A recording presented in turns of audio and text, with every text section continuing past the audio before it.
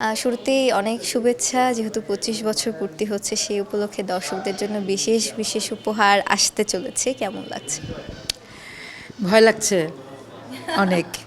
২৫ বছর তো আসলে শুধু ২৫ বছর নয়, এখানে তো আসলে অনেক পরিশ্রম, যত্ন, ভালোবাসা, সুখ দুঃখ, আনন্দ, অপমান, অপবাদ সব কিছু আছে এর মধ্যে, অবহেলা।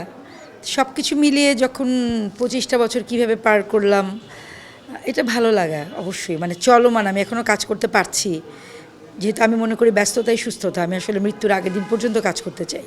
তো সেই জায়গা থেকে ২৫টা বছর কখন কিভাবে হয়ে গেল, ভাল লাগছে। আমরা শুনছিলাম যখন আর্টিস্টদের সাথে কথা বলছিলাম তারা বলছিল যে ছোটবেলা থেকে তারা দেখেছে আপনাকে কাজ করতে। তারা এখন কাজ করছে আপনার সাথে, অনেকে হারিয়েও গেছে ২৫ বছরের মধ্যে, আপনি এখনও আছেন। এই যে অর্জন কিভাবে করলেন?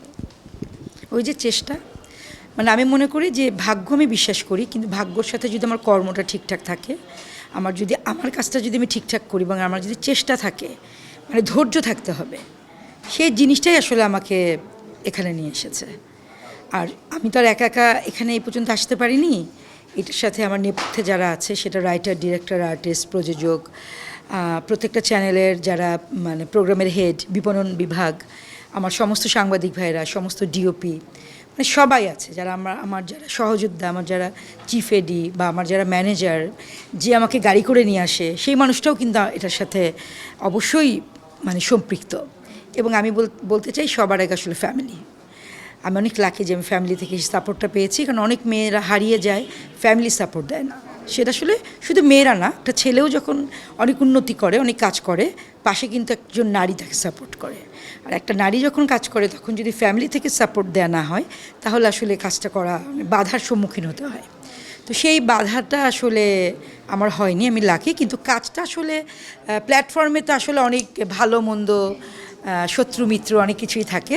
তো কাজটা মনোযোগ দিয়ে করলার চেষ্টা যদি থাকে, তাহলে এটাই আসলে আমার অর্জন। আজকে সেটে ঢুকেই দেখছিলাম ছেলেকে পাশে নিয়ে শর্ট দেখছেন। ২৫ বছর আগে তো অবশ্যই ছেলে ছিল না পাশে। এবার যেহেতু ২৫ বছর পূর্তি উপলক্ষে ছেলেকে সাথে নিয়ে একটি ফিকশন বানাচ্ছেন, এই অনুভূতিটা কেমন? আসলে আমার ছেলেটা মনে হয় যে আমার কাজের জন্য আমার ছেলেটা আসলে আমার জন্য লাকি। কারণ ও যখন পাশে থাকে, আমি তখন একটা সাহস পাই। আর ও আমাকে অনেক কিছু, এই জেনারেশনের ছেলে তো আমাকে মানে সবাই যেটা বলে যে আগের চিন্তাধারা, এখনের চিন্তাধারা, মানে আমার সিগনেচারটা ঠিক রেখে যখন আমি বর্তমান মানে ডিজিটাল গ্রুপ বা যারা নতুন নির্মাতা বা নতুন কাজ বা নতুন সব কিছুর সাথে যখন আমি পাটা ফেলবো, চেঞ্জ করব নিজেকে, তখন তো এটা আরও সুন্দর করে আসবে। সো ও তো এই জেনারেশনের, তো ও যেহেতু এই জেনারেশনের, আমি ওর কাছ থেকে অনেক কিছু নেই।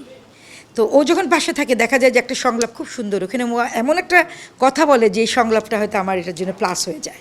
বা আমি যখন ডিরেকশন দেই, তখন ও এমন একটা কিছু শর্ট ডিভিশনের সময় এমন একটা কিছু বললো, আমার কাছে মনে হয় আরে এটা তো দারুণ হয়ে যায়। ওই যে আমি বললাম একা একা কখনো ভালো কাজ হয় না, ভালো কাজ সবাইকে নিয়ে হয়। সো এটা আমার কাছে একটা মনে হয় আমার একটা বল। এবং ও যে এই জেনারেশনের ছেলে যে আমাদের কাজটাকে এত সুন্দর করে নিয়েছে, এটাতে আমি অনেক সম্মানিত বোধ করছি। যেহেতু আমি শুনছিলাম যে ৪টি ফিকশন ২৫ বছর উপলক্ষে দর্শকদের জন্য উপহার দিচ্ছেন, সেই ফিকশনগুলোর নাম একটু জানবো এবং কবে নাগাদ দর্শকদের কাছে পৌঁছে যাবে সেটা একটু শুনতে চাই। আসলে সব কিছুই দর্শকদের কাছে পৌঁছাবে 18 সেপ্টেম্বর, সেপ্টেম্বর মাসে। সো ওইটা আমার মানে একদম ওই দিন পূর্ণ হবে আর কি, হয়তো আগে পিছিয়ে হতে পারে, মানে ওখান থেকে আর কি শুরু, সেপ্টেম্বর মাস থেকে।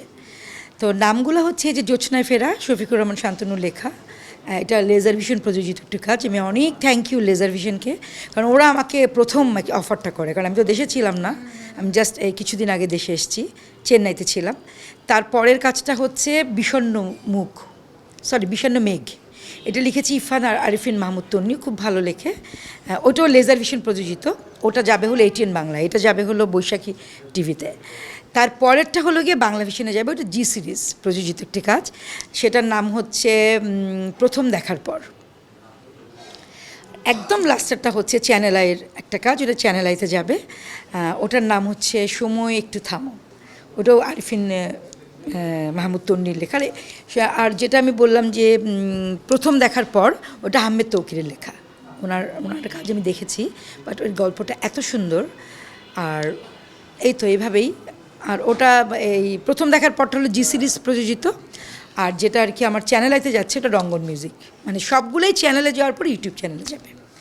সো এখন আমাকে অনেকগুলো চ্যানেল বলছে, বা আজকে আমাকে কয়েকটা ইউটিউব চ্যানেল ফোন করে বললো যে আপনার 25 বছর পূর্তি একটা কাজ করেন। সো আমি অনেক সম্মানিত বোধ করছি, জানি না আমি সব কিছু গুছিয়ে করে দিতে পারবো কিনা, করতে পারলে আসলে আমারই ভালো লাগবে।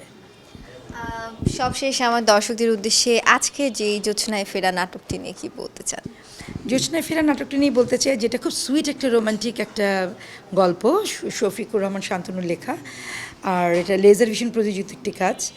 আমার মনে হয় এখান থেকে শুধু এটা রোমান্টিক তা না, এখানে একটা হাজব্যান্ড ওয়াইফের সম্পর্কের একটা গল্প আছে, এবং তৃতীয় ব্যক্তি মাঝখানে চলে আসলে কি হয়। অনেক সময় আমরা না জেনে অনেক কিছু কথা বলে ফেলি, ভেবে ফেলি, অনেক সময় আমরা জাজমেন্টাল হয়ে যাই, যেটা নাকি আমাদের হওয়া উচিত না। প্রহেলিকার সিনেমার সময় একটা লাইন ছিল, চোখে যা দেখা যায় তা আসলে দেখা যায় না। সো এরকম একটাই থিম নিয়ে, এবং মানুষের জীবন যেহেতু একটা, এই যে এখন বেঁচে আছে, এই যে আপনাদের সাথে কথা বলছি, আপনাদের সাথে কথা বলছি, এটাই আসলে অনেক বড় একটা ব্যাপার। তো জীবনটাকে উপভোগ করা উচিত, আনন্দ নিয়ে থাকা উচিত। আমি যদি নিজেকে ঠিকঠাকভাবে রাখি, তাহলে আমার আশেপাশের মানুষরাও আমাকে দেখে কিছু শিখবে, আমার সন্তানরা শিখবে।